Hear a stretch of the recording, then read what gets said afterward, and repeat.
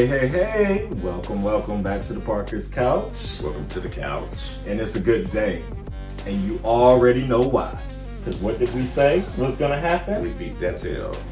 42 to 19. Walk the dog on down. 42 to 19. If you don't know what we're talking about, we definitely are talking about our 49ers. So we are definitely going to get into some of that today. It's a good week. Yeah. And we had a fabulous day on Sunday, right? We did have a great day on Sunday. We went to our first Commanders game, and we'll let you know all about that. And it wasn't great because of the Commanders play. Oh, of course not. Not because of it. No. But it was a fun time. There was also a little situation on the court with Lebron going on, that we'll definitely get into, and some big college football news that has everybody talking today, which will actually be the top story. But being that the Niners are our team, and it's something we talked about, they bumping everybody out the way. We're going to start right there. Yes. All right, brother. So the 49ers, they thumped the Eagles, as I said, 42 to 19. Brock Purdy finished the day 19 to 27, 314 yards, 4 TDs, 0 interceptions. 1, 2, 3, 4. Mr. Jalen Hurts, he was 26 out of 45, 298 yards, but a lot of those yards I don't even count. They came in garbage play in the fourth quarter. He had 1 touchdown, and then he had a touchdown run. They're always good for the tush push at some point in the game. Which will be banned next year. Deebo Samuel had 2 touchdowns and 116 yards. And, there was also some drama on the field, between a little security. A little extracurricular activity. Greenlaw getting ejected and head of security for the Eagles getting ejected. But, brother, what is your main takeaway kind of from this game? Well, just the game itself, what were your thoughts? On this big old win by the Niners? I was very confident that we're going to win, mainly because of the schedule, the way that worked out. I think that definitely benefited us to a certain degree, but we still came out and did what we said we were going to do. Well, I'm sorry. They did what they said they were going to do. I told you can say we. You can say we. Okay. I think the biggest takeaway is that Philly's a lot of bark, not a lot of bite. Oh, okay. I mean, they was talking that trash. Deebo was talking it, and Deebo backed it up. Deebo went ham. Deebo's our engine. If we have Deebo healthy, I think we're winning that game. Yes. 10 out of 10 times. Deebo told him the only reason we lost last year is because our quarterback got hurt. Exactly. I mean, and then the backup quarterback got hurt. It was just... We literally had no quarterback. Literally no quarterback for that game. Yes. In the NFC Championship game last year. And like you said, he backed it up on the field. Big time. Now, I told you, if Brock Purdy has, and I think I actually said a 4 touchdown day and a lot of yards, which he did, what is that going to do for the MVP talk? And what are we hearing right now? You said it. He's the front runner. I never thought I would see the day. Because I don't think he's the MVP of our team. But I get it. It's a quarterback award. So if he wins, I'm not going to poo-poo it. But I'm just saying. It's just weird. He'll be a front runner for MVP. Yeah. And that's going to cost us a lot in the future. Oh, yes. MVP. Oh, my gosh. Oh, yes. And we're going to be pigeonholed for a while when that happens. Yes. But as long as we get a Super Bowl or 2 out of it, I'm okay. We need at least 2. We need at least 2. And it was such a weird game because the first quarter, the Niners actually finished the quarter in the negative. Right. Philly was on top, but it lets you know how important the red zone is for once, because Philly got there twice, but only came away with 6 points. Then we scored 1 touchdown. We took the lead. And took the lead. Exactly. And the game was over. Never looked back. What do you think about that altercation that happened with Greenlaw getting ejected and the head of security, between him and the head of security on the suplex tackle? I think the security's a meatball. Right. Typical Phillies fan. Right. I know I'm wearing green, but I ain't supporting y'all today. A meathead. Your job is to protect the players off the field, not on the field. Period. And Greenlaw should have really connected. How about that? How about that? Ain't no way you should be on the sideline touching a player. That's not on your team. On your team. Right. There's no way. And in the heat of the moment of things like that, like, I don't blame the reactions. Now, I do think the refs overreacted. First of all, it wasn't a penalty. Okay. But anytime there's a suplex tackle, they're like gonna call it. He was Even still if inbounds. he was I in know. bounds, and it's just the way it's gonna go. But the refs definitely overreacted big time on that for me. Throwing them both out, that was... And it gave the Eagles a little spark. They came down and scored and stuff right then. But when we shut it down right back... Debo said, Debo shut that down. I got something for y'all. I said, okay. Okay. Right. This is what I see where this is going. Mm-hmm. Now, do you think anybody could beat the Niners when the Niners... All right, it would say everybody right now in the league is playing their best. Nobody's within 2 touchdowns. I don't see it. I don't see anybody. If it's our best, if we can beat Philly by 23, we beat Dallas, who's running the table on everybody now, by 30. Oh, right. I mean, yeah. Now I'm not afraid of anybody. How about that? Agreed. Now, does this give you any concern for the Eagles going forward, or is just a loss? To me, I think it's just a loss, just because of the way the schedule was. They had like 4 or 5 straight tough matchups. True. Tough weeks. They were a little retired. And they got to play Dallas like next week, I think. Yeah. This week coming up. So it's going to be another tough one in Dallas. I mean, they probably wish they had a bye. I'm sure they do. Yeah. But I think after Dallas, their schedule lightens up a little bit. So I think they'll be okay. Yeah, I think so. I think they threw the ball way too much. Maybe it was by design. I don't know. I felt that same way. But 9 rushes is definitely not enough. Yeah, Swift only had 6 carries. Yeah. I mean, yeah, you're going to have a different game plan. And that defense is not as good as it was last year. Jalen was like escaping so much when he didn't have to. And he had so much time to throw the ball.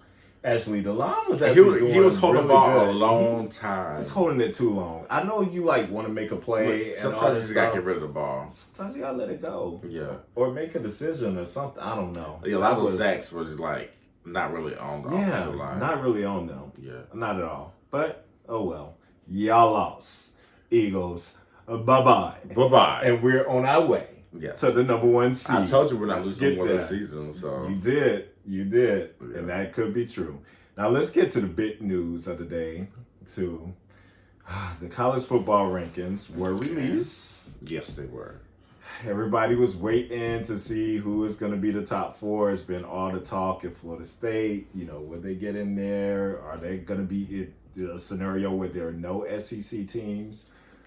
Georgia ends up going down to Alabama. I didn't see that one. Which created the firestorm. Yes. Right there. Because you had Texas that won, who was in the talks.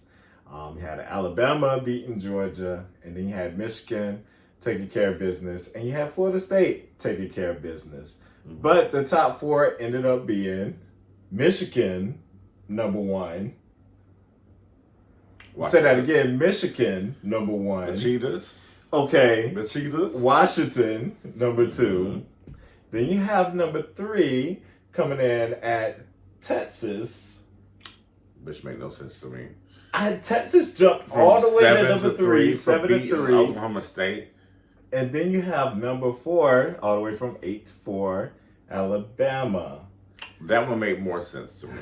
All right. Yes. What was your initial reaction here for Florida State and the guys? They have their reaction video and everything. Of course, disappointed. Yes. Well, we grew up Florida State fans for, ever since we started watching college football, we've been Florida State fans. But in my opinion, because this is a television business. It is? This is a television product. Okay. And TCU ruined it for everybody whenever they laid their egg in a championship game. Nobody wants to see that again. I've heard that. Yeah. Yes, and some validity to that. And I'm old enough to have watched Florida State play a championship game against Tennessee with a backup Rooster head quarterback who I don't think ever played another game for Florida State and lost 13-2. Yeah, 2 points. So there's some validity to the arguments that Florida State is a different team now that they don't have a serviceable quarterback. I mean, and Jordan was beyond serviceable. He was a Heisman Trophy candidate. Like he's a perfect quarterback for that offense. So that really killed it. So I've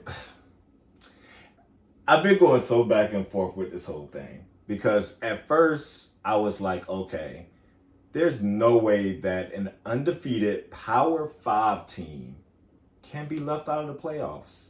Mm-hmm. You taking care of your business. You've beaten 2 SEC teams outside of your conference schedule. You did what you needed to do, and you had the adversity of losing your starting quarterback, your Heisman Trophy candidate. Been lights out. The defense has been lights out since, and you took care of business. So how can you keep them out? Then the other side of me is like, stylistically, there are other great teams that are just as equal, if not better, right now, and are going to be a better watch on TV. It's a TV product. We like to see offenses. Yes. No, we like to see points on the board. Points, yes. We don't want to see the Iowas and stuff playing. Who wants to watch that? Who wants to see that? But then I get to the integrity, though. What are we There's no saying? integrity in college football. I think we're beyond that. I know. I mean, if There's not. that went out the window whenever they started televising basketball games, it became less about integrity and more about putting a product out that's palatable for who's gonna make the most money. But it's like telling these guys almost money. that, well, when Jordan Travis went down, you might as well not have played another down. Yeah. I don't even know why you continue to play. Well, I'm gonna tell you why. They could have still played if Florida State's the ACC's stupid commissioner had any vision and would have decided that, hey, it makes a lot of sense to start the 12-team playoff this year instead of next year. Fact. We wouldn't be having this freaking discussion.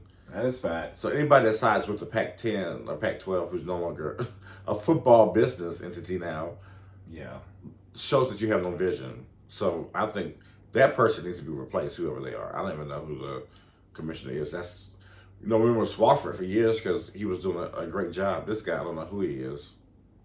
That is a fact. I mean, yeah. You had all the ACC commissioner or, people on the board, members of the ACC, right. The majority of the board making these decisions, and they still didn't let in the ACC team. And we knew going into this season that they needed the expanded playoffs. I'll sit on the couch, we knew this. And y'all get paid for this? And y'all didn't have the vision to see this? Of all these great teams that it was going to be. It's mind-blowing. Like, what are you doing? I know.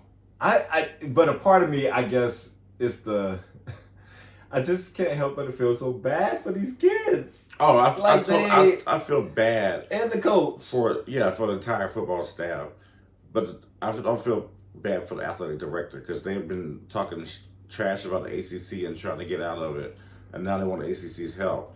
Like the politics of Florida, period, are losing politics. Yes. So, but I definitely feel bad for the coaching staff and the football fans in Tallahassee, and of course the team that ran all these sprints and worked out all summer long for this. And Mike Norvell, I just want, but he has sentiments that I had. Like, of course, whenever he found out about this, we'll read what he said.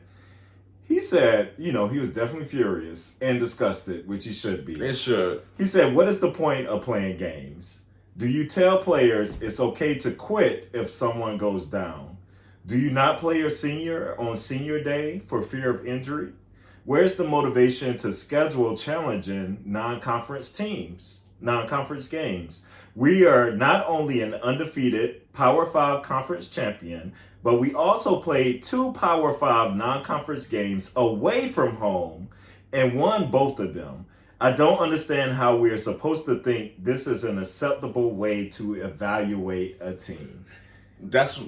He's totally right, but unfortunately, we have this stupid committee that somebody decided was a great thing to do, which I think, like I said earlier, their only job is to put a good product on television, not to have integrity, like you said before. Yeah.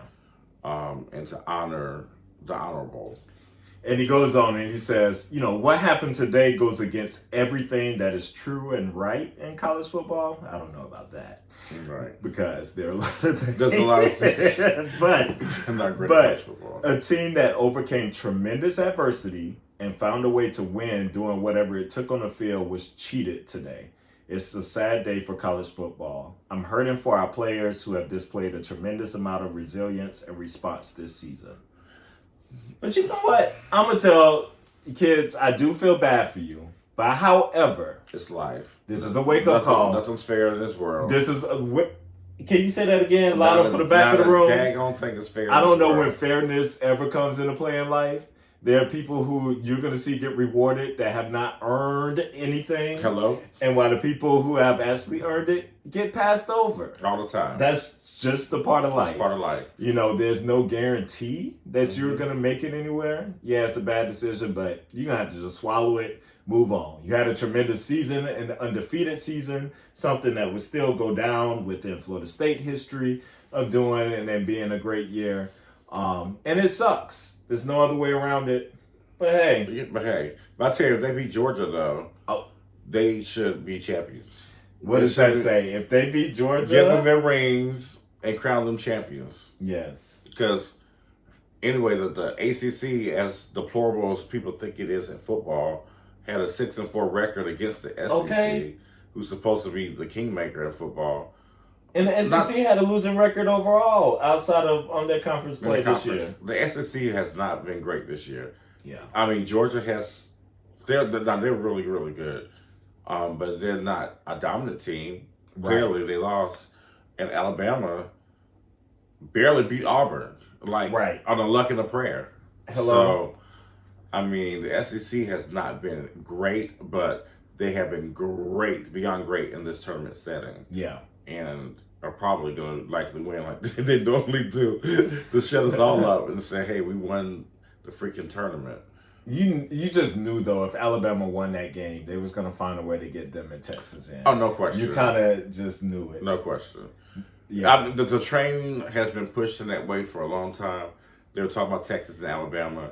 Yeah. Even when they were just eking out victories, haven't been looking great, but they still kept them relevant in the conversation. But Alabama's been actually excellent. They've been good. Except for the Auburn game. They should have lost that game. They should have. They had the opportunity to lose. That's why I hate, though, when people discredit the Florida game with Florida State. It's a rivalry game. Because it's a rivalry game. It doesn't matter what the records out. Yeah, that's why I was like, I didn't understand. I didn't hold that against them at all. And then the championship game was the backup's backup. So it wasn't even a guy who would be playing. He was a freshman, a true freshman. First game ever playing. Of course he's going to not look great. He's going to look like Aaron Rodgers or somebody. Come on. Yeah. So I felt that was a little too harsh. And I think the people who are picking on Florida State now and the fans, telling them why and being upset, are ludicrous. If that happened to you, how would you feel? Okay. Absolutely. You would be the same way. So disgusted. They deserve Mike Norvell deserves to say he's disgusted. No need to talk about him for saying that. That's just stupid to me. Yeah. Now, can we talk about this LeBron Edume? We're going to shift gears to the NBA real quick. I want to pull this up there. If y'all Speaking didn't of my bad officials, tossing people out. I know, right? I know, right? Speaking about Udoka, I'm putting in the wrong stuff in the research department. Come on, research department. So if y'all don't know, there was a situation that happened over the weekend between LeBron and Udoka's.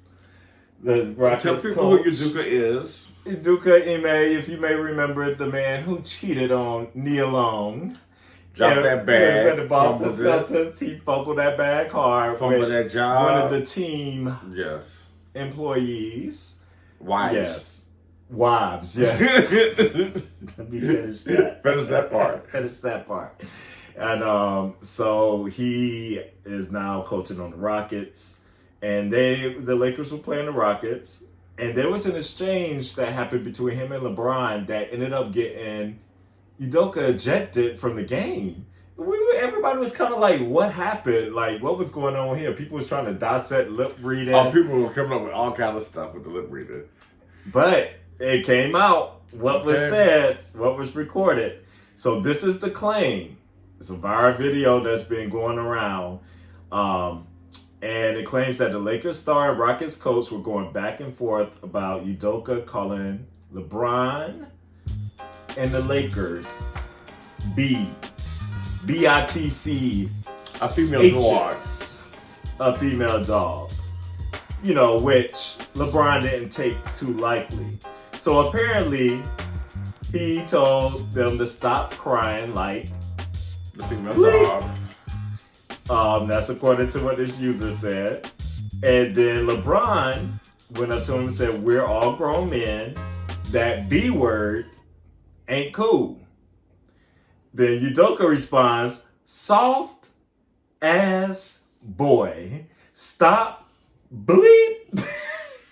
B-I-T-C-H-N. Acting like you're gonna do something. And then the ref said, get up out of here. You sound like Papa Pope when you said soft ass boy. Okay, Papa Pope. Yes.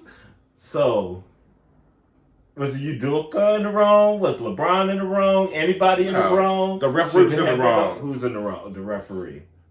This is why we need people in our culture officiating the game, coaching the game, calling whatever that gets us. What we do, if we're going to do one thing on a basketball court, we're going to talk trash. Okay. Okay? As long as there's no fisticuffs, I don't think anybody should be ejected. To me, that was just trash. I agree.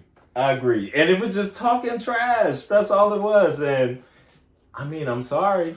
But being one of those players, there are a lot of soft people on that court right now. I'm not saying they're physically soft, but they're mentally fragile. It's like nonstop. Nobody's ever committed a foul. Over a call. Since 2003, nobody's committed a foul ever. I'm so tired of y'all NBA players doing that. Just stop. Just and the star players are the worst ones. Yes. Now, if you were LeBron or if you were any player on the court and you heard him say that to the team, would you walk over there like LeBron did and be like, I would pretty much check? I would not have been as nice as LeBron have been. I'll tell you that. LeBron's very nice. He held his conversation very nice. I'm a Sagittarius. So you're going to get this tongue. Okay. Well, you know what? What? Stop acting like a soft ass. I'm going to start telling you that every day.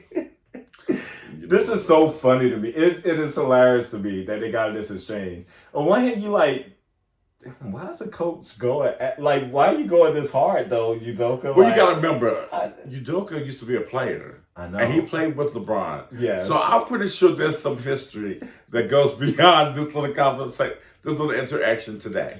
That's true. I'm gonna just put it that way. That's true. That's a fair point.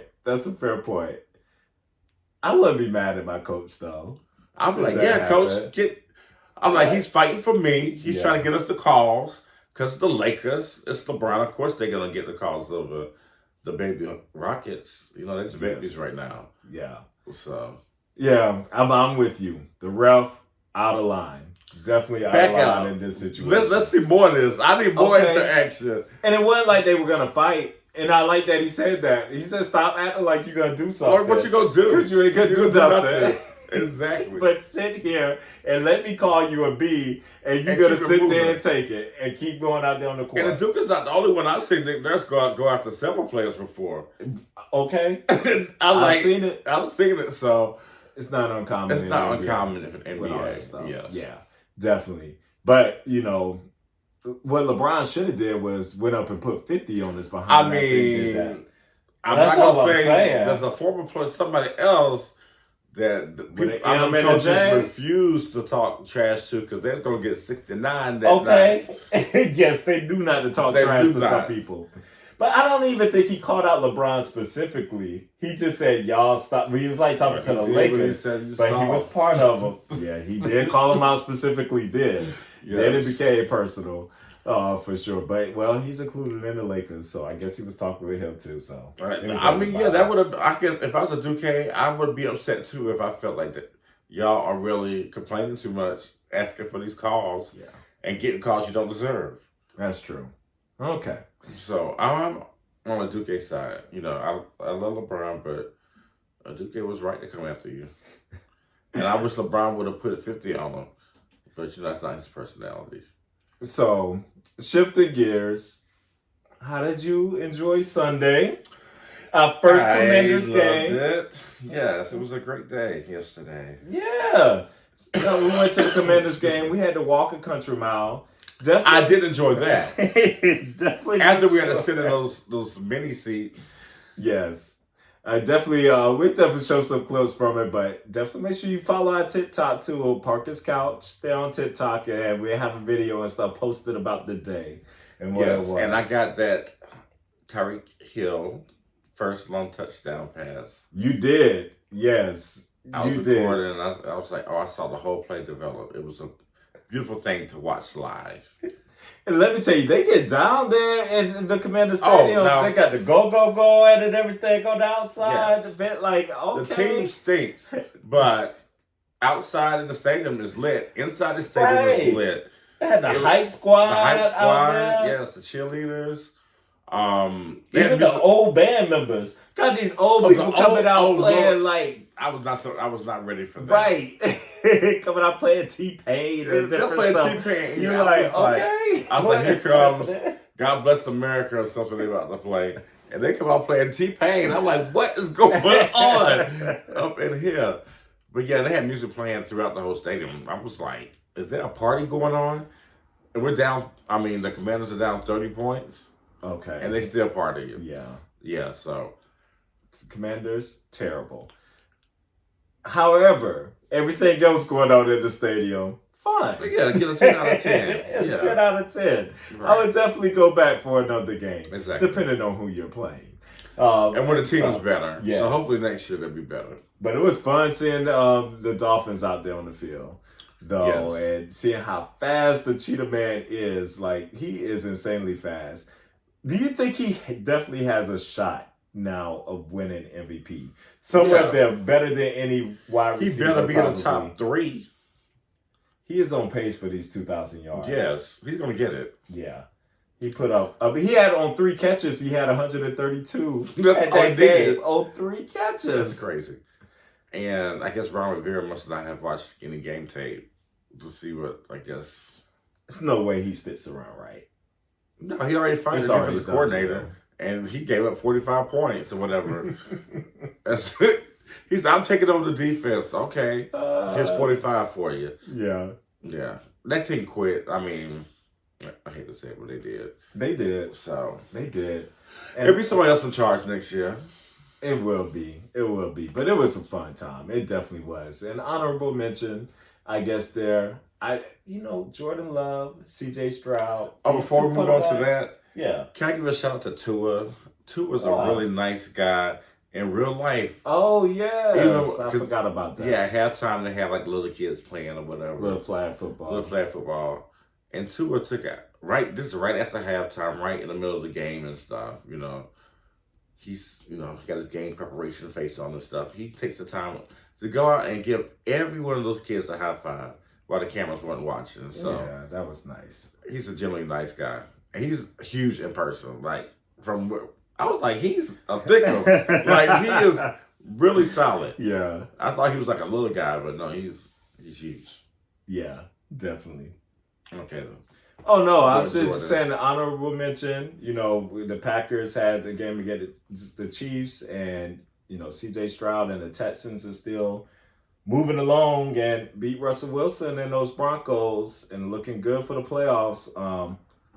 Yeah, I definitely want to give them two a shout out because so many people are hard on Jordan Love, so hard Got on my nerves. on him. I'm like, let him finish the season. Why don't you? Yes. Half the season is only started. So. And I gotta say, I was of it. feeding it. I was like, I don't know if I'm seeing it and stuff. And I was probably letting some of that get in my head and just not letting him just have time. Yeah, I think he just needed confidence. Like, he had a lot of pressure. Like, he's replacing Aaron Rodgers. Yeah. And he's expected to come out immediately and be Aaron Rodgers. And that's not possible. And I think he's a player who's totally different from Aaron. Aaron was very precise, very accurate. Jordan Love is the antithesis of that. Yeah. His accuracy is not his strong suit. Like, he'll make the phenomenal throw. Like, he makes the big plays, the splash plays. But he will miss a check down. He will miss a wide open receiver. That's just something you got to live with. He's not. Maybe he'll get there eventually, but right now in his career, he's high and wild, but he's exciting, in my opinion. On the opposite side of the bar over there, real quick, though, the Chiefs, they just keep looking. The Chiefs had a chance to win the game, final drive. And, it's like, Mahomes' time, this is about to happen. There was a lot of controversy on some missed calls and some calls that were called that maybe shouldn't have been called. Absolutely. On that drive. But then the Chiefs still couldn't get it done.